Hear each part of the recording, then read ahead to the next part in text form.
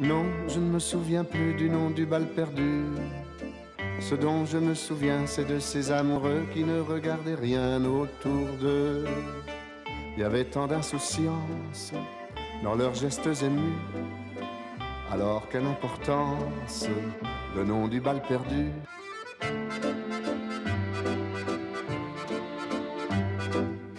Bonjour, heureux de vous retrouver dans Des mots de minuit, une suite. Des mots de minuit, une suite, c'est Des mots de minuit, mais c'est autrement. C'est sur le numérique et avec un changement substantiel, puisque c'est désormais quand ça vous convient, à l'heure qui vous convient. Pas comme avant sur France 2, où c'était toujours très tard, rarement à l'horaire annoncé. Aujourd'hui, c'est autrement. Avec deux premiers invités, merci à vous d'être marraine et parrain Des mots de minuit, une suite sur le numérique.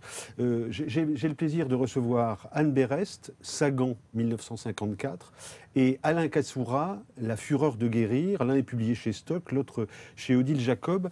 Et je voudrais vous faire converser sur une première idée qui est presque la dépossession. C'est-à-dire que l'une va écrire sur Sagan, 1954, époque très précise, puisque 1954, c'est Bonjour Tristesse. Et c'est la naissance d'un mythe, c'est le mythe Françoise Sagan.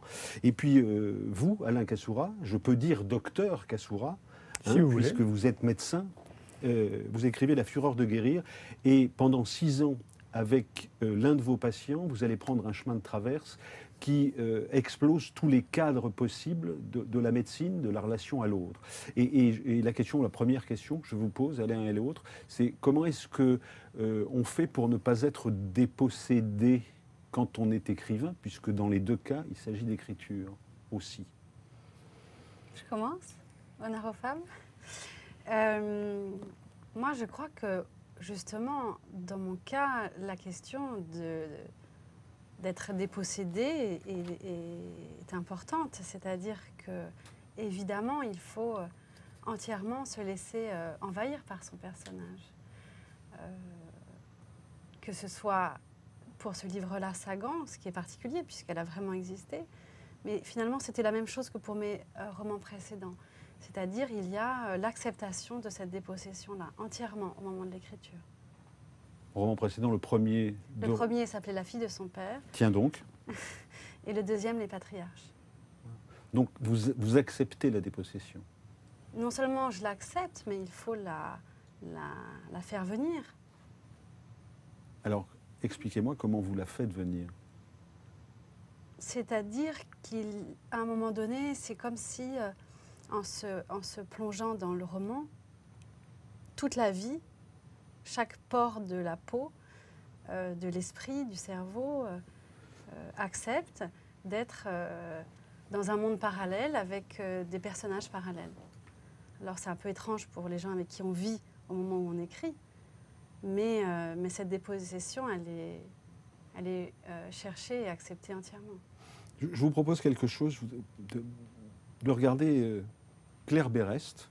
C'est votre sœur, elle est aussi écrivain, elle publie chez Léo Cher. Elle est l'invitée, pour le coup, de mon voisin de bureau. Mon voisin de bureau, c'est Olivier Barrault, ça s'appelle Un livre un jour. C'était en mai 2012. Son livre, c'était L'orchestre vide. Écoutez ce qu'elle dit de la dialectique et du rapport entre ces deux personnages. Elle se retrouve dans cette position d'être une partenaire, une suivante, un fantôme, une ombre de quelqu'un qui peut être, un statut très romanesque, mais progressivement ça va lui faire poser des questions de qui elle peut être. Et je m'amuse un peu dans le roman à ce que cette fusion entre les deux, qui va finalement prendre la place de l'autre, comment, et qui met à terre finalement, qui oui, alors ça se passe d'ailleurs en Europe, parce que la suite de la tournée se poursuit en Grande-Bretagne d'abord, et puis à Paris, sa ville, la voilà à Bruxelles, et là c'est elle qui triomphe, et lui il disparaît. Voilà, définitivement. Oui, d'être tout le temps sur scène, tout d'un coup le corps s'épuise et il va disparaître et tout d'un coup elle va prendre sa place pour un dernier salut, pour une pirouette évidemment, pour pouvoir elle-même mener sa propre vie. Ça vous fait rire, hein? Ah non, ça me fait pas rire, ça m'émeut. Ça vous fait sourire? Ça me fait sourire. Mais elle évoque bien cette idée, dans ces personnages, quand l'un est amoureux de l'autre, ou quand l'un disparaît derrière l'autre. C'est tout à fait juste par rapport à cette thématique. elle, à ce moment-là, elle en parle du point de vue de l'amour. Mais c'est intéressant parce qu'il y a une chose très commune, je trouve, pour l'écrivain, entre la sensation amoureuse et de la vie et la sensation, effectivement, qu'on peut avoir avec les personnages. Il y a un parallèle très fort. Les personnages. Alors le vôtre, Alain Kassoura, s'appelle Massil Massen. Enfin, j'imagine que c'est un pseudonyme. Vous dites ceci. D'emblée, il a fait un transfert massif sur moi. Je suis son gourou. Je refuse ce rôle. J'ai toujours voulu un patient libre, indépendant, conscient, nullement aliéné. J'ai toujours exercé dans ce sens. Avec lui, rien n'y a fait. Je me suis débattu, l'ai repoussé, rabroué. Il est toujours revenu à la charge. Il est persuadé que je vais l'aider. Finalement, j'ai cédé. Dans cette relation, quelque chose ne m'appartient pas. Comme Massil Massen, manipulé des heures durant sur son lit par une main invisible. Ce garçon est potentiellement délirant. Quand il est en soins, je suis livré à une force soignante qui me dépasse. Je ne me reconnais pas. Quelle entité en ces instants se glisse à mes côtés et m'offre l'énergie, l'intuition, le senti nécessaire pour balayer ce monument d'ombre qui se présente à moi. Si ça, c'est pas une illustration de la dépossession, quand même. La dépossession a eu lieu peut-être en 2 temps, effectivement. C'est pas un terme qui me serait venu comme ça spontanément. C'est vrai que pendant le temps du soin, il y a eu ce transfert et ce contre-transfert qui était massif. Et cette aspiration de l'un par l'autre quelque part, avec derrière un enjeu qui n'était pas l'amour, qui était la folie. Et donc effectivement, ça avait un côté très très inquiétant. Je l'ai vu par exemple arriver souvent habillé comme moi, etc., à prendre des postures qui étaient les miennes, etc. Donc effectivement, il y avait des moments où j'avais vraiment l'impression que ma santé mentale était en jeu. Et d'ailleurs, c'est l'histoire de 2 folies, la sienne, qui n'est pas très ordinaire, et la mienne aussi, parce qu'il faut être un peu fou pour se lancer pour être pris dans une telle histoire et accepter d'y aller. Et puis après, il y a la dépossession pendant l'écriture. Et là, moi, je ne parlerai pas de dépossession. Modestement, je ne suis pas un romancier, mais quand j'ai écrit, comme je parle en son nom, je dirais que c'était un temps d'abandon intense où j'essayais de ne plus être moi et je me laissais traverser par lui. Par lui. Par exemple. Mais c'est vrai que dans le soin, il y a aussi cet abandon qui est là et cette idée qu'on se laisse traverser par une force qui ne vient pas de soi. Si on plagiait Pivot, on parlerait de double jeu. Vous écrivez à 2 fois à la première personne, et donc votre patient écrit ceci. Il a l'air accablé, je l'observe, c'est un vautour, un maigre croque-mort, au visage émacié, au long nez, au dos courbé. Sans doute a-t-il souffert pour en arriver là. Il se lève, une lueur se rallume en moi, nous allons passer à côté. Il va me traiter, ses mains vont me soulager, et c'est bien ce qui se produit. Avant de le quitter, je le remercie, je suis apaisé, je vais mieux. Et un peu plus loin, vous ajoutez dans sa bouche, super, vous êtes super, docteur, de marbre, il ne bronche toujours pas, il ne mesure pas la force du toucher, la puissance de son travail. Ça, c'est la pub pour le docteur Kassoura, ostéopathe. Pas vraiment, mais... Pas vraiment, non, mais je sais bien, mais crois pas. Je plaisante. Mais ce que je veux dire, comment est-ce que vous passez d'un personnage à l'autre et comment... Est-ce que vous êtes arrivé, et ensuite je vous poserai la même question par rapport à Françoise Sagan, comment est-ce que vous êtes arrivé à cet accord sur cette écriture? Autrement dit, est-ce que ce livre, La fureur de guérir, fait partie de ce colloque singulier qui vous a uni à ce patient-là? C'est un colloque singulier. Tout à fait. D'abord, ce qu'il faut comprendre, c'est que dans mon travail qui se fait dans un corps à corps par le toucher, essentiellement, dans un premier temps, c'est ce qui va se passer pendant 2 ans avec Massil Massen, il y a une rencontre de l'intime de l'autre. Et de ce fait, il y a un abandon de l'un à l'autre. Et petit à petit, une compréhension profonde de l'autre.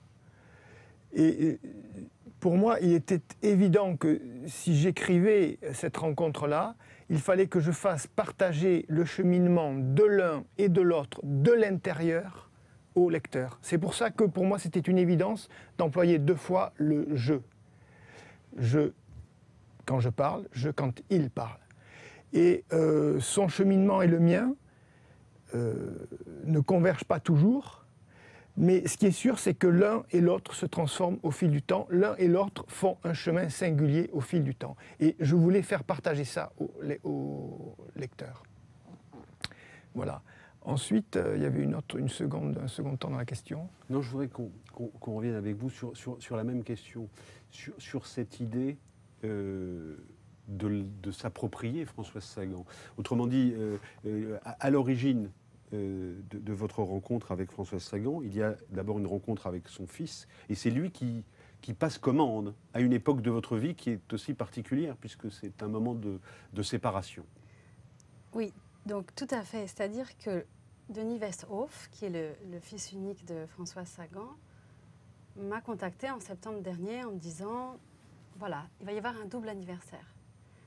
Les 10 ans de sa disparition et les 60 ans de l'apparition de Bonjour Tristesse. Et Denis avait envie qu'une femme romancière raconte cette année-là.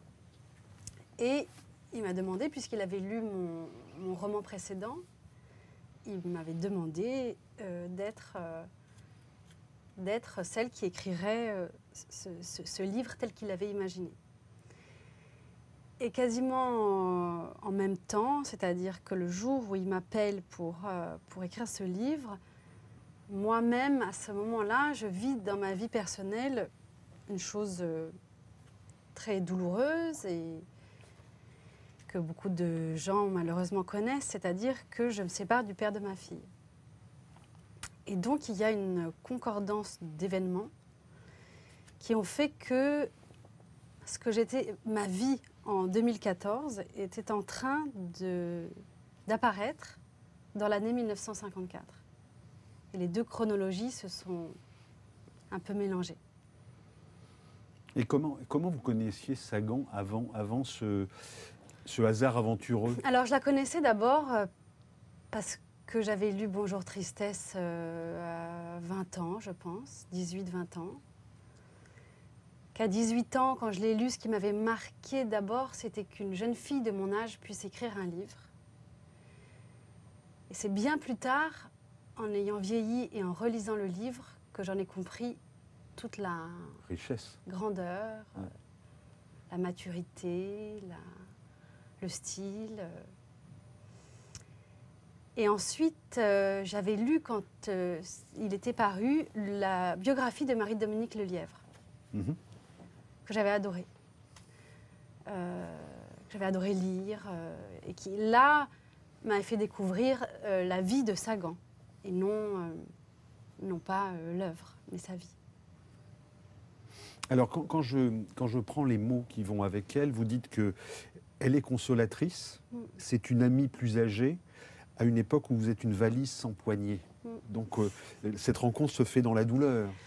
C'est-à-dire que, comme je me plonge entièrement dans ses écrits, dans ses entretiens, dans les archives de l'INA, j'écoute tout ce qu'elle dit, pas seulement ce qu'elle dit en 54, mais jusqu'à la fin de sa vie. Et je trouve que tous ces mots sont comme des signes.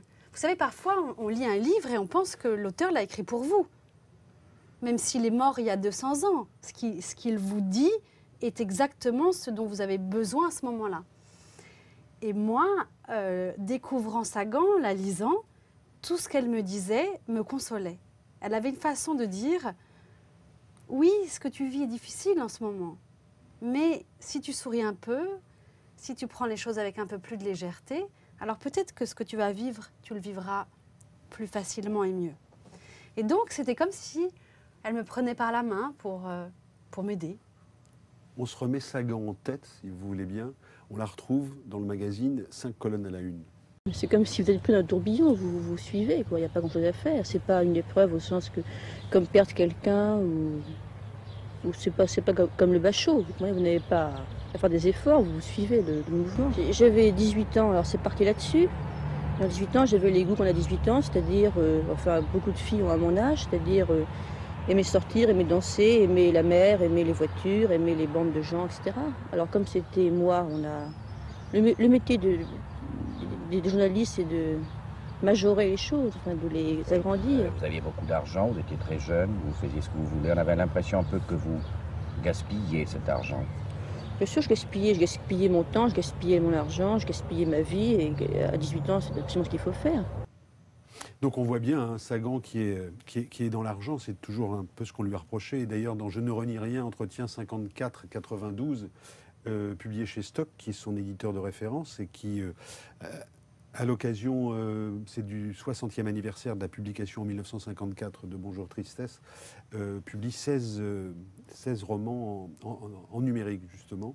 Et elle ajoute la chose suivante, à la question, elle parle de l'argent, et elle dit « Si j'étais seule dans la vie, j'imagine que je ne me livrerais à aucune explication d'aucune sorte. J'ai donné de trop nombreuses interviews, et dans tous les articles qui ont paru, il n'est question que d'argent. Quand je vois le nom de Sagan dans certains journaux, il me fait horreur. Je me demande ce que cela doit être pour les lecteurs. De toute manière, quoi que je dise ou fasse, on m'enferme dans un personnage. » Or, ce qui est épatant avec votre livre, c'est que vous l'êtes désenfermé d'une certaine manière, et que, ça c'est mon point de vue critique, vous retrouvez une légèreté qui renvoie à sa légèreté de fille jeune, elle a 18 ans quand sort Bonjour Tristesse, et qui est tout à fait pétillante dans cette vie-là à ce moment-là, alors qu'on sort de l'Holocauste quand même. Mais elle incarne bien, et vous retrouvez dans la manière d'écrire une possibilité de légèreté, comme elle a pu l'incarner à l'époque.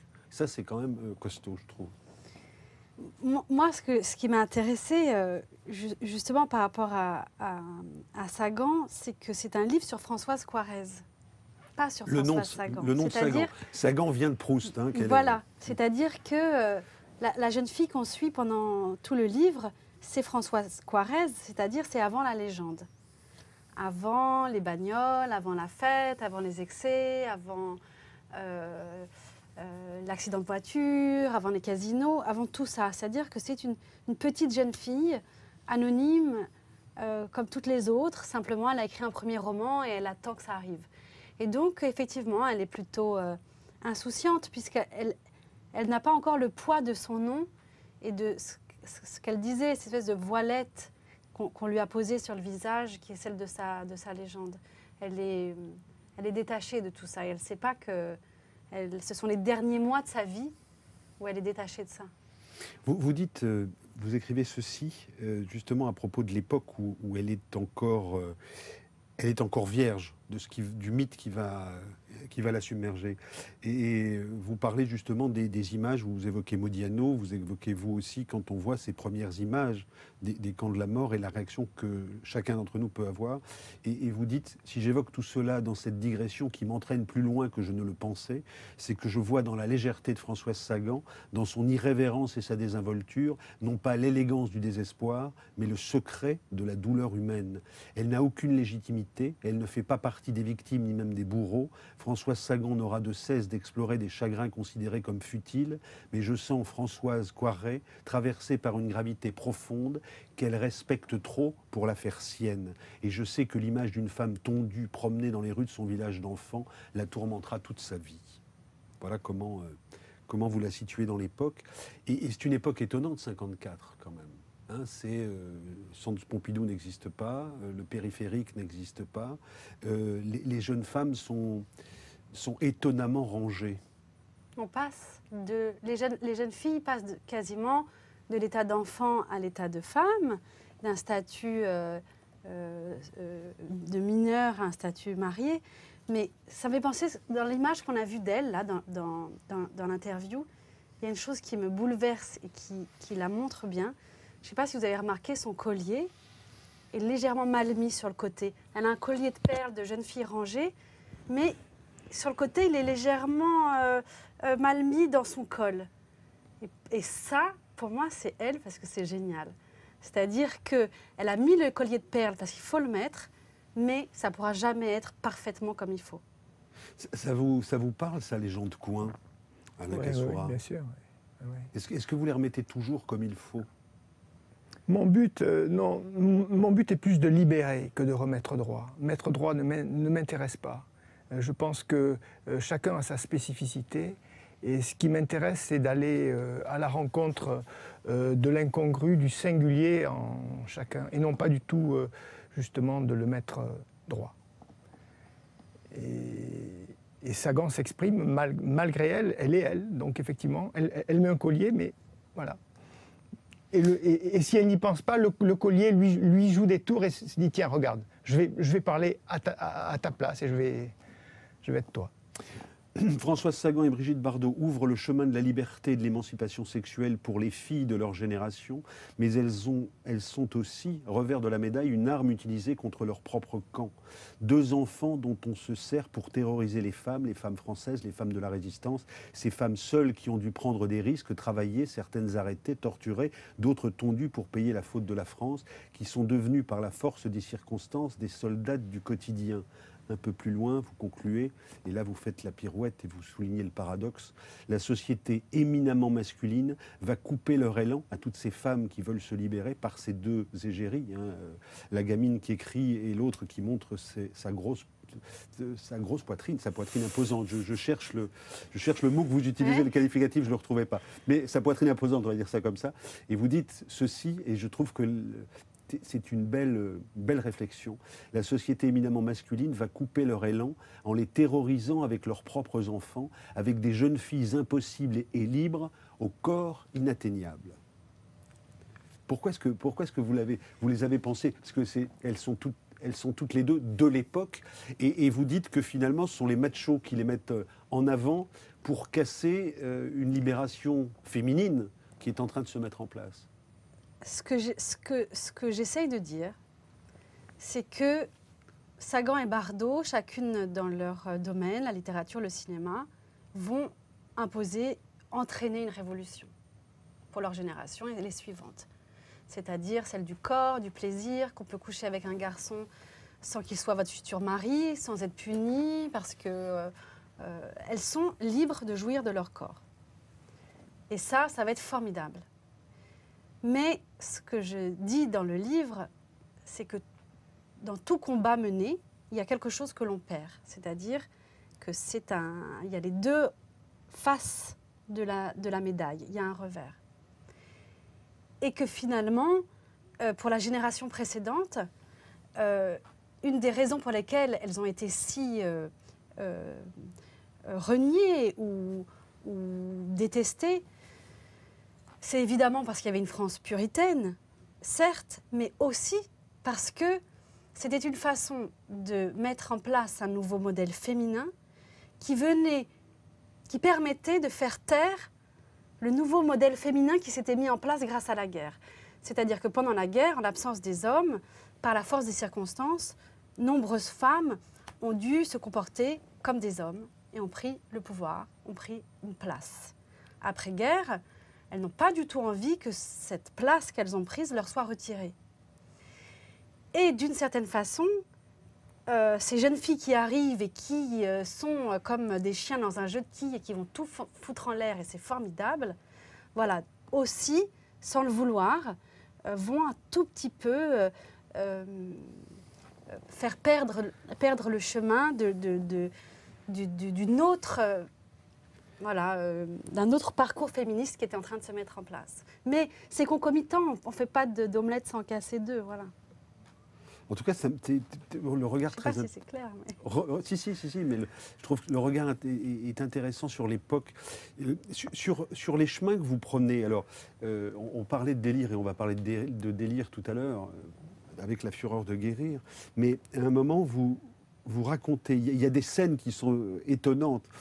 C'est quand Julliard, qui va être l'éditeur de Sagan, lit ce texte, alors il sort d'un repas un peu arrosé, et là on a une scène presque vaudevillesque, comme le dira l'un de vos amis, hein, mais là pour le coup il y a des choses qui sont extrêmement fortes de l'époque, cet éditeur qui va dire faut y aller absolument très très vite, et l'autre c'est Françoise Sagan, qui de toute façon était sûr que ça allait arriver.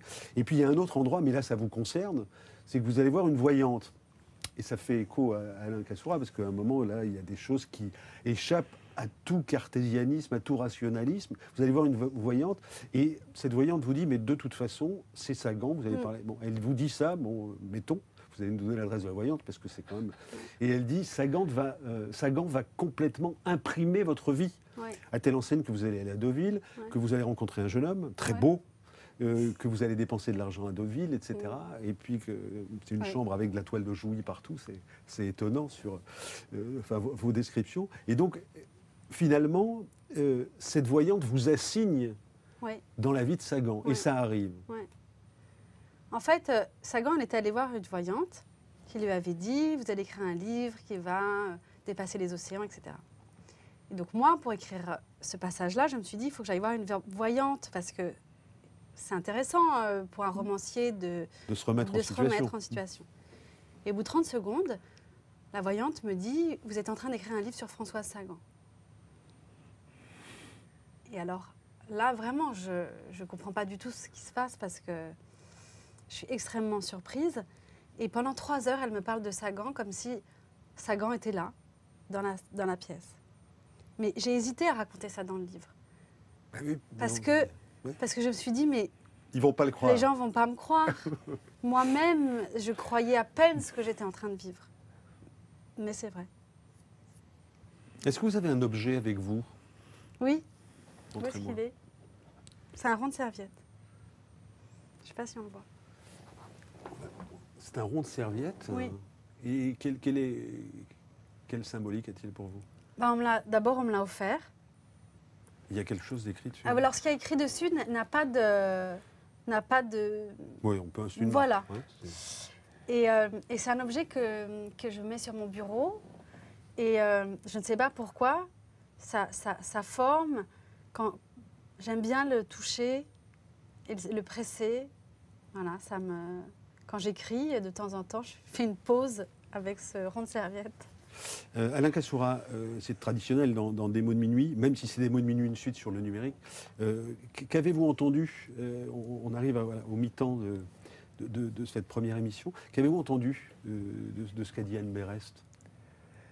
Moi, plusieurs choses m'ont touché, mais ce qui m'a touché, c'est plus particulièrement, c'est quand vous avez parlé des pores de la peau, quand vous avez dit comment physiquement vous étiez impliqué quand vous écriviez, et comment ça vous concernait tout entière, jusque dans les moindres cellules. Et quand là, maintenant, vous prenez le rond de serviette et que vous dites j'ai besoin de contact, j'ai besoin de toucher, comme pour rentrer dans la matière, pour pouvoir exprimer encore plus cette matière. Et ça me parle particulièrement. Ensuite, effectivement, quand vous évoquez cette rencontre avec la voyante et les questionnements que cela pose, c'est une série de questionnements qui se posent à moi tous les jours, effectivement. C'est vrai que c'est étonnant quand on s'intéresse, quand on porte une attention particulière aux signes, de voir comment les signes nous parlent, et les signes nous parlent de ce qui s'est passé, du sens de ce qui s'est passé, mais aussi parfois de ce qui va se passer. Et c'est très troublant, c'est très étonnant. On reparlera un tout petit peu tout à l'heure, mais vous aussi sur ce qu'est l'amitié. Bon, l'amitié avec cet écrivain plus âgé que vous, l'amitié avec Florence, en ce qui concerne Florence Malraux et Françoise Sagan. Et puis, ce que vous soulignez aussi dans le livre, et vous le dites aussi très très bien pour vous d'ailleurs, c'est la sexualité, c'est le rapport amoureux physique qui fait que, à l'époque, Sagan, Bonjour Tristesse, est un livre qui provoque chez les garçons et les filles beaucoup d'émoi physique. On fait un peu de musique, comme un classique dans cette émission. Je vous propose d'écouter les Poupini Sisters, manière de se remettre un peu dans l'ambiance des années 50-60. Françoise Sagan a beaucoup fréquenté les nightclubs. Musique.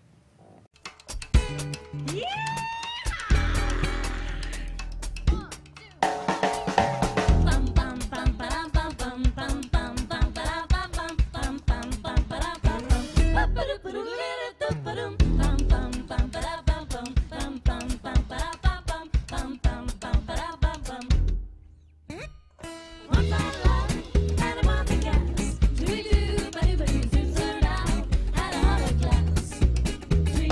Sing like the real thing, only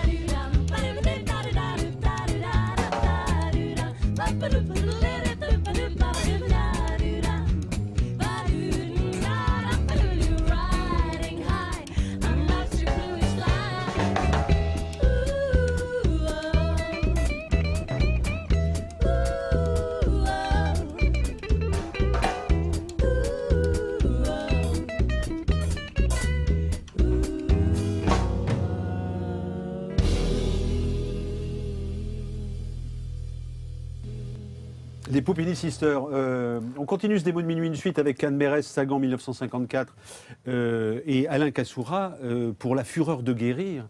Mais je suis allé chercher dans l'énergie, la pensée au bout des doigts, au-delà de l'ostéopathie, publié chez Odile Jacob, c'est votre éditeur, ceci.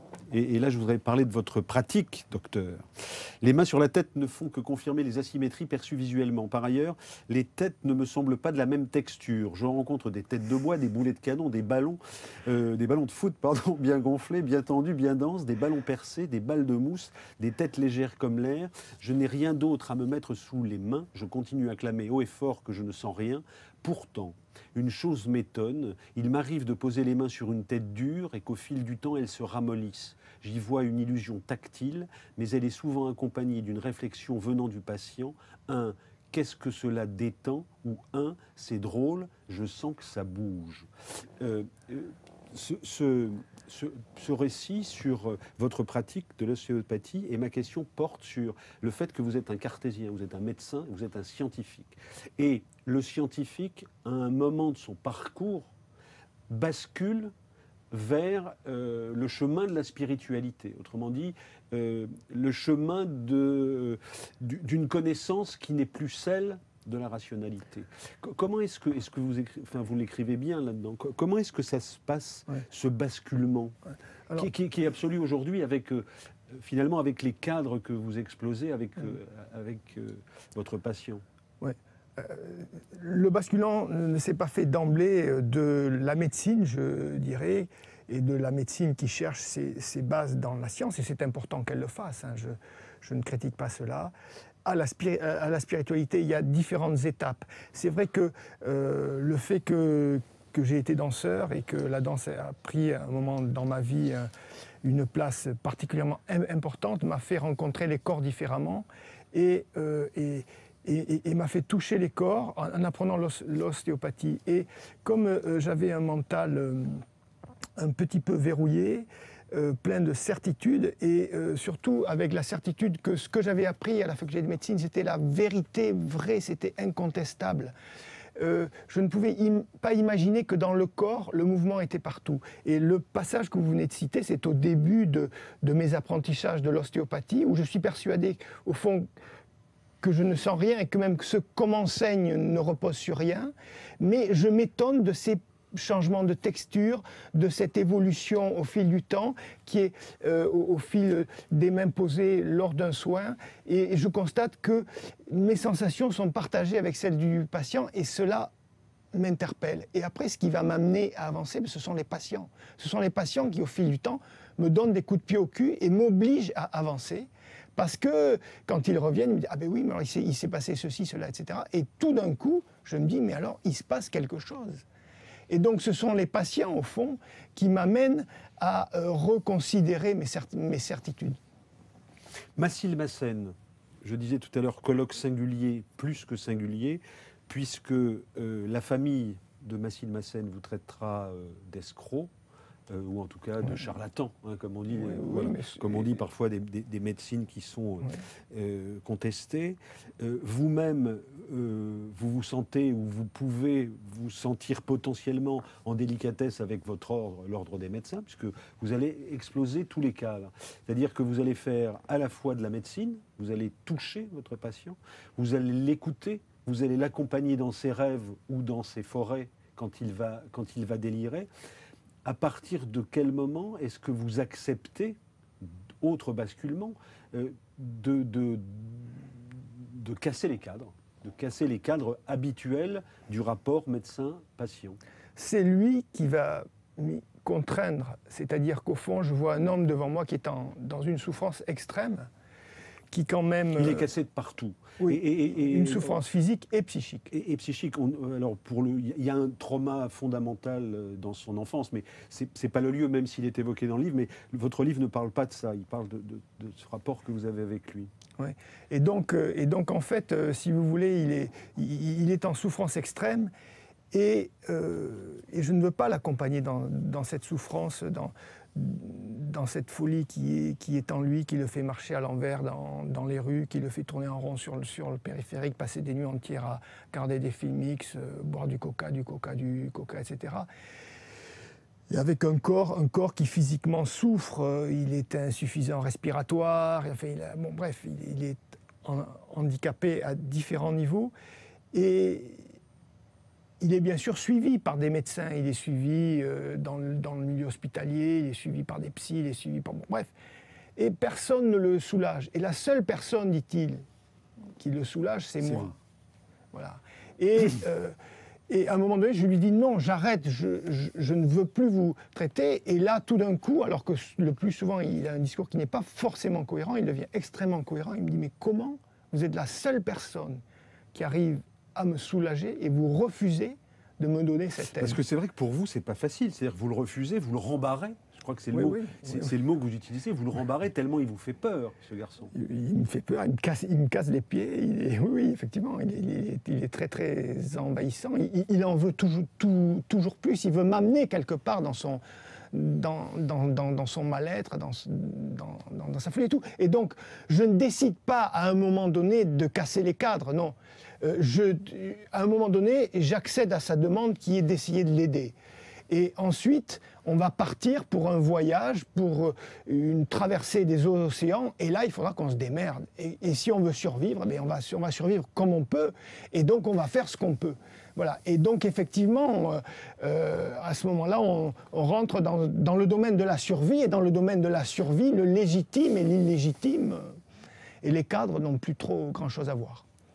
Je le dis en passant, mais origine algérienne, et Massil fait un rêve, et dans ce rêve, il finit par comprendre que kassoura, ça veut dire casser l'image. Bon, voilà, c'est lui, il dit ça. Oui. Et surtout, il y a une scène dans votre livre qui je trouve, est la scène magnifique. Elle est racontée à la première personne par Massil. Et la scène est la suivante. Mon pied droit ne me tient pas. Je m'affaisse contre le docteur. Je perds mon équilibre. Je suis mal à l'aise. Le docteur me soutient. Il me redit qu'il m'accueille à la vie comme on accueille un nouveau-né. Cela me dérange. Puis il desserre son accolade. Jusqu'alors, il me tenait dans ses bras. Il me prend par les épaules. Il me demande de le regarder dans les yeux. Je ne peux pas, j'ai honte. Il insiste. Je le fixe un instant, puis me dérobe à son regard. J'ai des larmes au bord des paupières. Il me serre plus fort entre ses mains au niveau des épaules. Je le recontacte, fuis ses pupilles, puis revient. Je l'entends me dire « Massil, au nom de votre maman et de votre papa, je vous demande pardon. Je ne supporte pas cette idée, une bouffée de colère jaillit. Pour qui se prend-il? De quel droit parle-t-il ainsi? Pour le coup, je le transperce du regard et lui dis « Vous n'êtes ni mon père, ni ma mère. » La même voix calme me répond que j'ai raison, mais que là n'est pas la question. Il me dit qu'il parle symboliquement au nom de la mère et du père, et qu'après les souffrances que j'ai endurées, il me demande de bien vouloir accepter leurs excuses.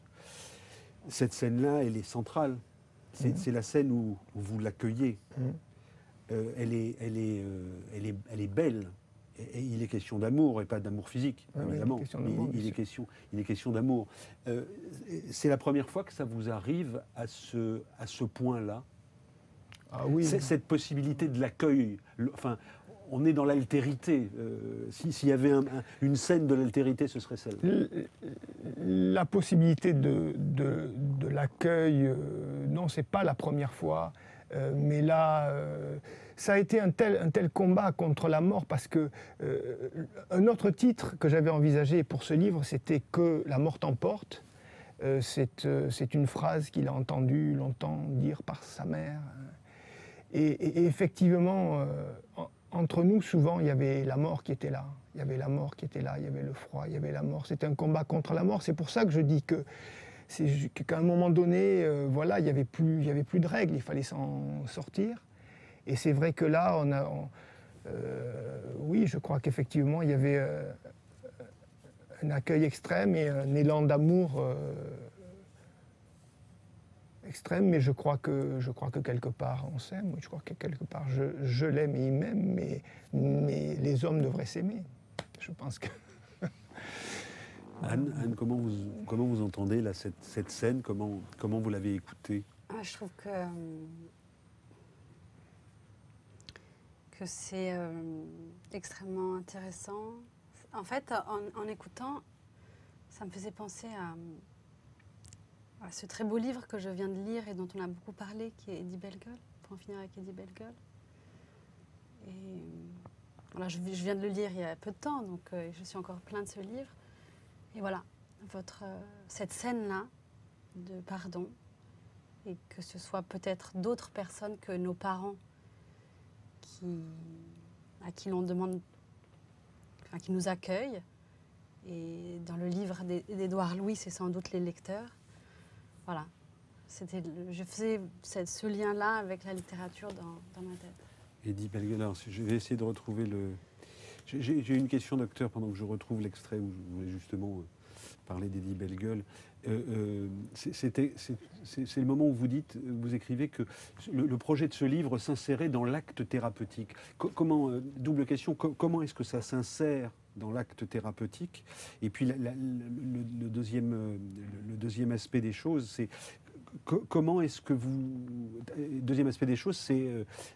j'imagine que Massil vous a tout raconté. Enfin, c'est-à-dire que il y a après aussi ces 6 ans, il y a un moment où vous allez au bistrot et où vous échangez pour que c'est ce que je raconte là. Oui. Non, mais ce qui est très intéressant, c'est comment naît ce livre, en fait. Parce que Massil Massen vient me voir, première consultation, il me dit juste qu'il a mal au dos, et quand il sort, il marche droit, il traverse la rue de Rivoli, il y a une place, il se dit « J'aimerais que ma mère me voie marcher comme ça ».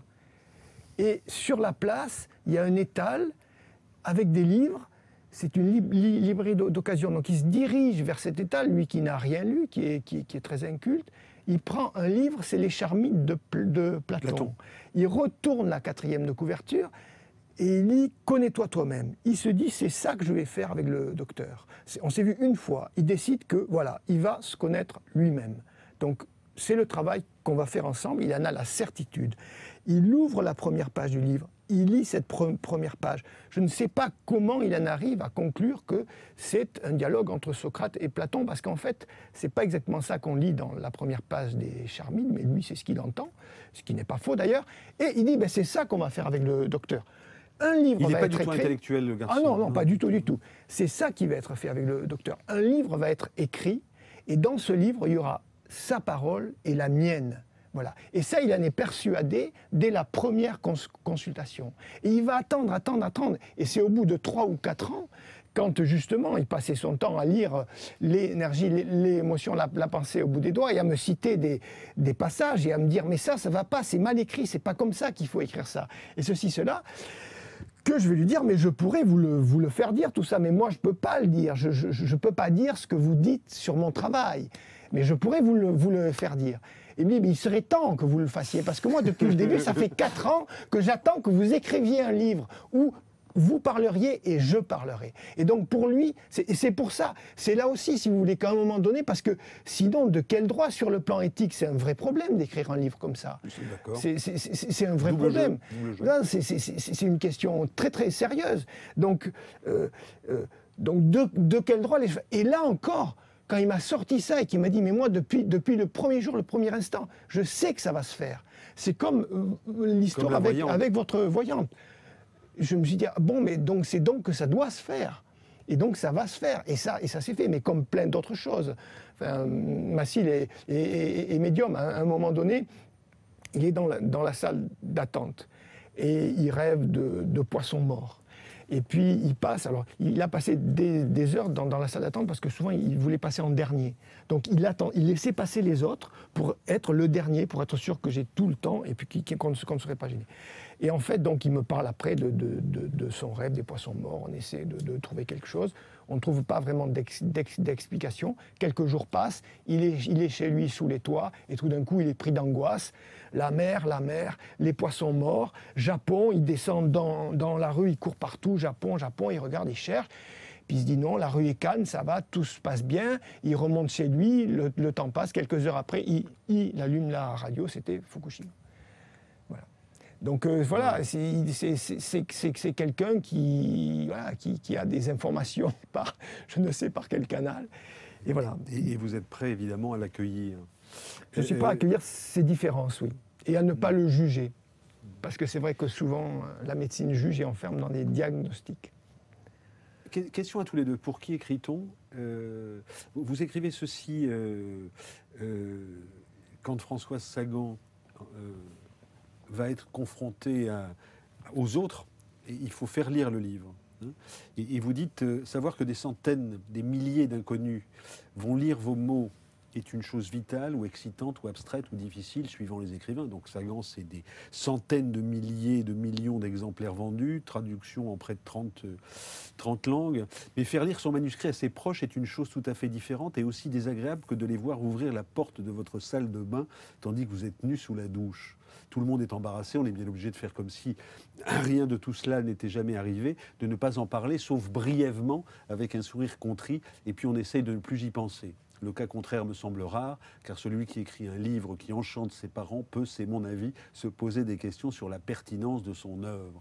Comment est-ce que vous avez fait lire votre livre et à qui l'un et l'autre? Et comment est-ce qu'il y a eu un moment difficile? Alors moi, mon livre a enchanté mes parents. Non, j'ai fait... Votre livre a enchanté vos parents? Oui, donc voilà, donc on peut s'interroger sur la pertinence de mon œuvre. Non, mais j'ai eu quatre lecteurs et j'ai envoyé, dont ma sœur et ma femme. Et Massine aussi, bien sûr, j'imagine. Non, Massine n'a pas lu le livre, non. Massine n'a pas lu. Il ne voulait pas lire le livre, il n'a pas lu le livre, il l'a lu uniquement après la... Il a lu après la sortie. Après la sortie. Ah oui, il a lu après la sortie quand même. Oui. Et qu'est-ce qu'il a dit? Mais qu'est-ce qu'il a dit? Il a dit c'est ça. Il a dit voilà, c'est ça. Parce que j'avais très peur. D'abord, j'avais très peur qu'il le lise. Parce que ensuite, j'avais très peur de le trahir quelque part. Voilà, j'avais très peur de le trahir. Et il m'a dit c'est ça. Et après, il m'a dit mais vous savez que si on ne s'était pas rencontrés, aujourd'hui, je ne serais plus là.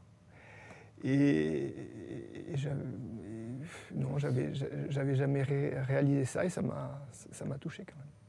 Vous continuez à le voir? De façon épisodique, oui. Donc il va mieux? Il va mieux, oui, il va mieux. Oui.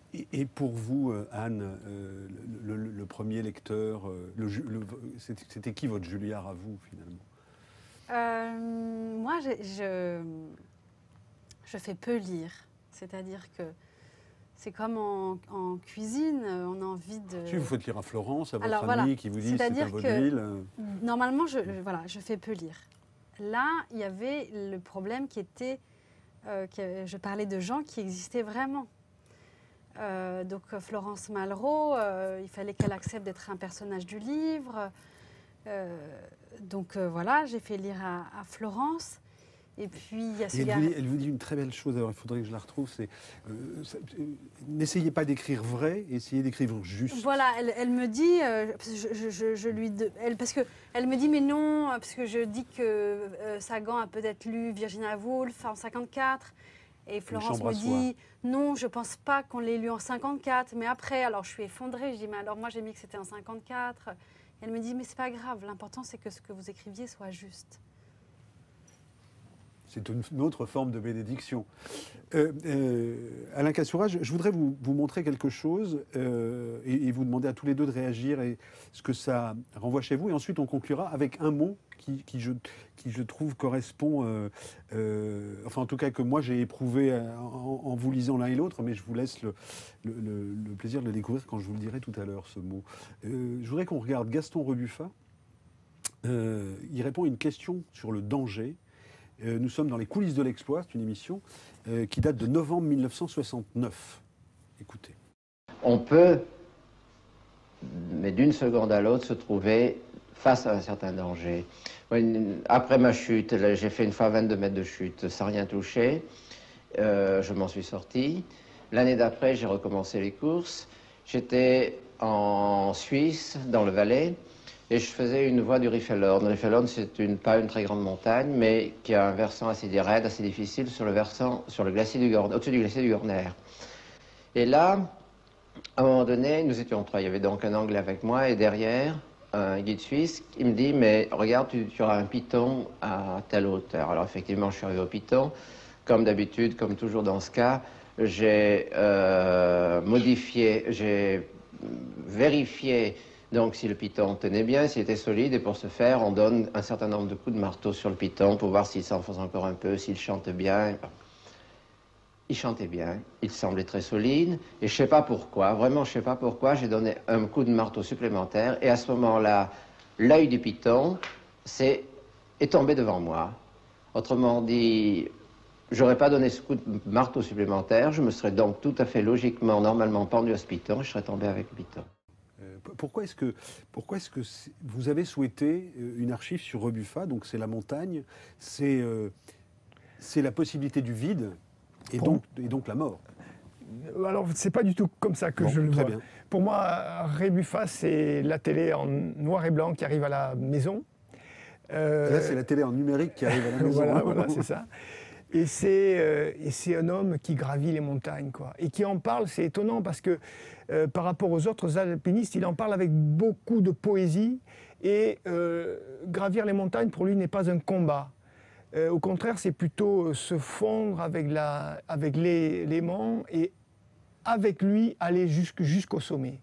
Et je suis enthousiasmé par ces images-là de cet homme qui gravit les montagnes. Il y a une très très belle dans Étoiles et Tempêtes, on le voit arriver au sommet du Mont Blanc sur les suites pour violoncelle de Bach, et c'est super beau. Et j'ai envie, moi, enfant, de gravir les montagnes. Donc c'est vraiment cet élan pour la conquête, pour les montagnes, pour le rocher. Et c'est vrai que je vais pratiquer beaucoup d'alpinisme. Et c'est le désir de conquérir le monde quelque part. Et aussi le monde intérieur, c'est aussi le désir de s'élever, mais par la conquête du monde extérieur. Très quantique cette affaire, mais bon, ce serait le sujet d'une autre émission. À part Françoise Sagan, quels sont vos autres héros, héroïnes? Enfin, comme Rebuffa peut incarner d'une certaine manière une possibilité. En littérature? Dans la vie? Oh là là, c'est une sacrée question. Rebuffa d'ailleurs, on dirait, il y a un accent, vous avez raison. Bah, parce qu'on a l'impression qu'avec Sagan, vous avez... Oui, pour moi, Sagan, en fait, des femmes écrivains. Mais même... la première fois que Sagan va chez Duras, oui. La scène est extraordinaire. Voilà, c'est-à-dire que qu'il y ait eu des femmes qui aient écrit des livres et qui en aient toujours encore, pour moi, c'était des... Voilà, Les sœurs Berest, par exemple. Toutes les deux écrivent des livres. C'était voilà, l'idée que ce soit possible et que ça... Ouais. Est-ce que vous avez un objet avec vous? Alors oui, tout à fait. Alors vous savez, c'est comme dans Jodorowsky, le titre d'un livre, c'est Le doigt et la lune. On dit quand le maître montre la lune, l'élève regarde le doigt. Donc, voilà, l'objet, c'est un bol tibétain, mais au fond, quel est l'intérêt d'apporter un bol tibétain? Alors voilà, je vous montre. T'as donné, je vais le tenir si vous voulez. Non, c'est bon, regarde. Bon, ça va aller.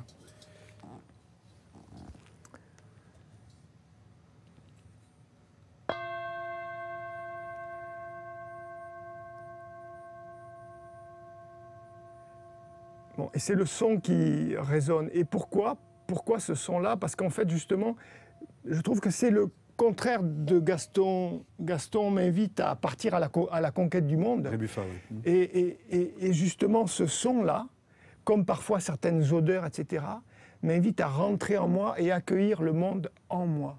Et donc, c'est toute la dimension méditative.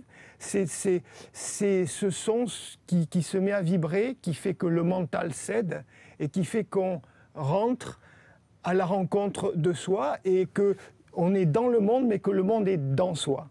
Donc c'est cette invitation à la spiritualité. C'est pour ça que j'ai amené ce bol tibétain. Anne Berest, que vous inspire ce garçon? Qu'avez-vous entendu de ce qu'il a dit? Non, mais ce qui m'a frappée, c'est la description que vous faites de vous-même. C'est-à-dire que là, vous dites, moi, je ne suis pas romancier, mais dans le premier extrait qu'on a lu, d'abord, vous êtes sévère, l'image du vautour, du croque-mort. Mais voilà, c'est quand même une démarche de romancier. Oui, oui, tout à fait. Tout à fait. Ah oui, je suis entièrement d'accord. Oui, oui. Oui, oui, j'aurais aimé même que ce livre soit considéré comme... Voilà, oui, tout à fait. Oui. Je voudrais, on termine, et je vous remercie d'avoir été les premiers invités de cette première saison d'une nouvelle vie de Des mots de minuit. Et je vais reprendre un mot que vous prenez dans votre introduction, qui est le mot réjouissance. Et je trouve que, en ce qui concerne le lecteur que je peux être, ce livre m'a apporté une belle réjouissance. Bon. Et je voulais qu'on termine l'un et l'autre avec, si je vous dis réjouissance, vous me répondez quoi, Alain Kassoura? Ah, mais pour moi, c'est un son et c'est toutes les pores de la peau, toutes les cellules qui se mettent à vibrer à l'intérieur. Et c'est voilà. Attention de ne pas exploser. Hein. Non, non, non, il n'y a pas de risque. Non, non, non, non. Et pour vous, Anne Berest, réjouissance. Évidemment, il y a le mot jouir et que c'est l'idée que si on a joui une fois, alors ça va pouvoir revenir. Voilà. C'est une invitation à l'espoir. Aller dans une chambre d'hôtel fréquentée par François Sagan à Deauville, et tapissée de toiles de... Bon, voilà. Merci à vous. Merci beaucoup. Merci à l'un et à l'autre. Merci à vous de nous suivre. Des mots de minuit, une suite, c'est la fin de ce premier numéro. On se retrouve dans une semaine pour un autre Des mots de minuit, une suite. Bonsoir. Ah, vieille habitude, non. Bonjour, bonsoir, tout le temps. Non, je ne me souviens plus du nom du bal perdu. Ce dont je me souviens, c'est de ces amoureux qui ne regardaient rien autour d'eux. Il y avait tant d'insouciance dans leurs gestes émus. Alors quelle importance, le nom du bal perdu.